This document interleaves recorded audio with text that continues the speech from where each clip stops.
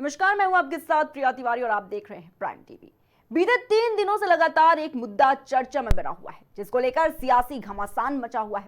हालांकि बयान देने वाले ने अपना बयान वापस ले लिया है, लेकिन मुद्दा तो मुद्दा होता है। जी हां, हम आपको उस व्यक्ति के बारे में बताने जा रहे हैं जिसके विवादित बयान के बाद सिर्फ आज ही नहीं बल्कि इससे पहले भी उनके कई ऐसे बयान रहे हैं जिसके बाद कभी छोटा विवाद हुआ तो कभी बड़ा विवाद हुआ। क्या क्या रहे विवादित बयान, देखिए रिपोर्ट।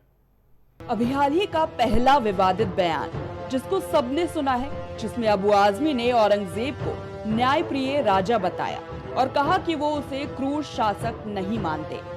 इस बयान के बाद काफी बवाल हंगामा हुआ। इशू पर मैं आज जो है लक्षवेदी लाया हूं। अध्यक्ष महोदय, एक आफ्ताब पूना वाला था जिसने एक बड़ा गलत कांड किया, एक लड़की को काट के फ्रीज में डाला।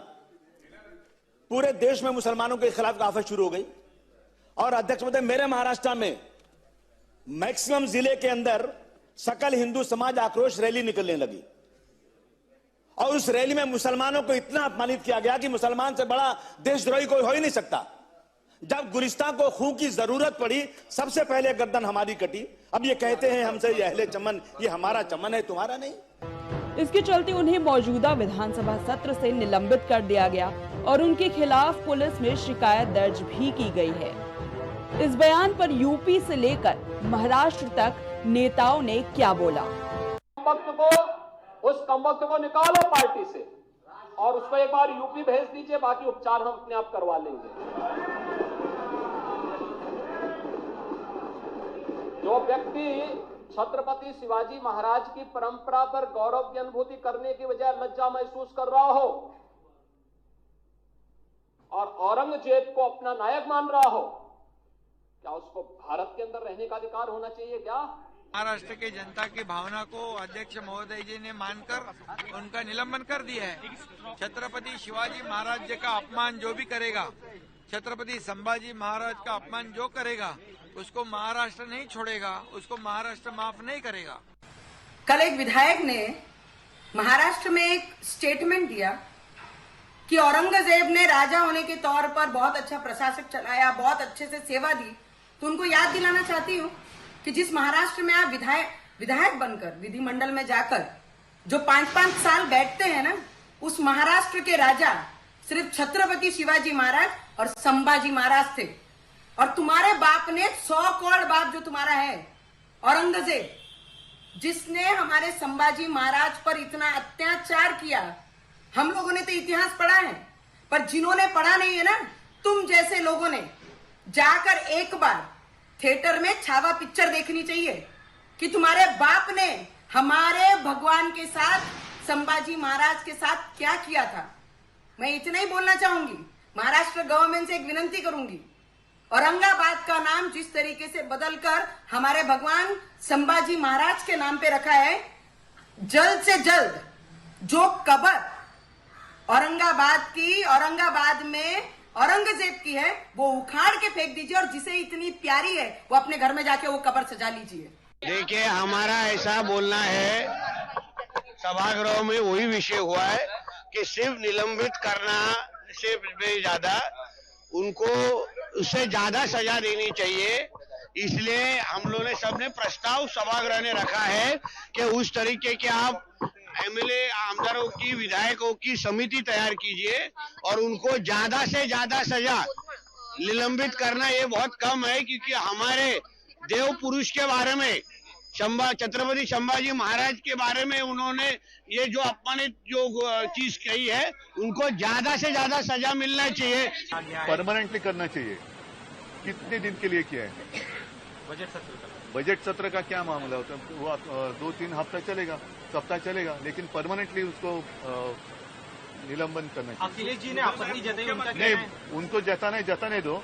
हम पूरे महाराष्ट्र ने उनके खिलाफ आपत्ति जताई है और अगर वो चाहते तो वहां से उनका चुन कर लाए। अबू आजमी के इस बयान को सपोर्ट करते हुए मौलाना शहाबुद्दीन रजवी बरेलवी ने क्या कहा, सुनिए। समाजवादी पार्टी के नेता अबू आसिम आजमी ने औरंगजेब के बारे में जो बात कही है, वो उनका अपना नजरिया है, अपनी सोच है। हर शख्स अपने महापुरुष के बारे में अपनी सोच रखता है। उन्होंने कोई ऐसी बात नहीं कही कि उनके खिलाफ देशद्रोह का मुकदमा लिखा जाए या उनके खिलाफ कोई कानूनी चाराजोई हो। उन्होंने जो बात कही, उन्होंने अपना नजरिया पेश किया। यह हिंदुस्तान आजाद है। आजाद भारत में आजादी के साथ अपनी बात कहने का अधिकार हर शख्स रखता है।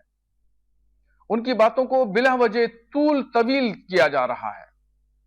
मोहम्मद मोहिउद्दीन औरंगजेब आलमगीर ने के ताल्लुक से मुस्लिम इतिहासकारों से कुछ चूक हुई और गलतियां हुई। उनके बारे में गैर मुस्लिमों के दरमियान बहुत सारी गलतफहमियां हैं। उस गलतफहमियों को दूर करने में मुस्लिम इतिहासकार नाकाम रहे। आपको बताते हैं अबू आजमी के पहले कुछ प्रमुख विवाद जिनके घेरे में वो रहे हैं। 2008 में 26/11 के मुंबई हमलों के बाद अबू आजमी ने कहा था कि मुसलमानों को आतंकवाद से जोड़ना गलत है। उन्होंने ये भी कहा कि कुछ राजनीतिक दल मुसलमानों को बदनाम करने के लिए ऐसे मुद्दों को उछालते हैं। वही इस बयान को लेकर भाजपा शिवसेना ने उन पर आतंकवाद को बढ़ावा देने का आरोप भी लगाया था। 2009 में महाराष्ट्र विधानसभा हिंदी में शपथ लेने की कोशिश की, लेकिन शिवसेना के विधायकों ने इसका विरोध किया, जिसके बाद भी काफी बवाल हुआ है। उस समय भी भाजपा और शिवसेना ने इसे लेकर उन पर देशद्रोह का आरोप लगाया था। अबू आजमी सिर्फ अन्य मुद्दों में ही नहीं, अपनी पार्टी में पद को लेकर विवाद में देखे गए। वही 2009 जब अबू आजमी को महाराष्ट्र में समाजवादी पार्टी का प्रदेश अध्यक्ष बनाया गया, जिसके बाद पार्टी के कुछ नेताओं और खासकर अमर सिंह और जया बच्चन ने उनकी नियुक्ति का विरोध किया था।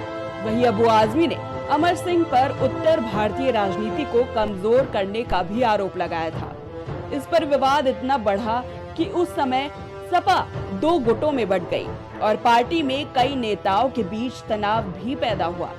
2013 में दिल्ली गैंगरेप मामले पर बोलते हुए अबू आजमी ने कहा था कि महिलाओं को सजा दी जानी चाहिए अगर वो शादी से बाहर किसी के साथ संबंध बनाती है, फिर चाहे वो सहमति से हो या जबरदस्ती। इस बयान के बाद भी उनकी ही पार्टी के कुछ नेताओं ने उनसे दूरी बना ली थी।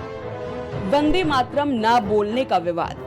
2017 में अबू आजमी ने सार्वजनिक रूप से कहा था कि वो वंदे मातरम नहीं बोलेंगे क्योंकि ये इस्लाम के खिलाफ है। अतः मुझे क्या नारा लगाया वहां पर उन्होंने? मुझे जो जवाब दिया गया बिल्कुल गलत जवाब दिया गया अध्यक्ष महोदय, दिशा भूल की गई है। अतः वहां नारा लगाया कि इस देश में रहना है तो वंदे मातरम पढ़ना पड़ेगा। अध्यक्ष महोदय, वंदे मातरम हम नहीं पढ़ सकते इसलिए कि हम एक अल्लाह को मानते हैं। हम दुनिया में किसी के आगे सर नहीं झुका सकते। इस बयान को लेकर भाजपा और शिवसेना ने विरोध किया और महाराष्ट्र विधानसभा में काफी हंगामा हुआ। इसी प्रकार अबू आजमी कई बार राजनीतिक विवादों में फंसे हैं। उनके बयान, गतिविधियां और राजनीतिक फैसले अक्सर विवाद का कारण बन रहे हैं। अब आपको बताते हैं कि अबू आजमी के जीवन की शुरुआत कैसे हुई और वो राजनीति में कैसे है। अबू आजमी का जन्म 8 अगस्त 1955 को उत्तर प्रदेश के आजमगढ़ जिले में हुआ था। अबू आसिम आजमी ने अपनी बीए की शिक्षा उत्तर प्रदेश के जौनपुर स्थित MD हुसैन डिग्री कॉलेज से प्राप्त की है।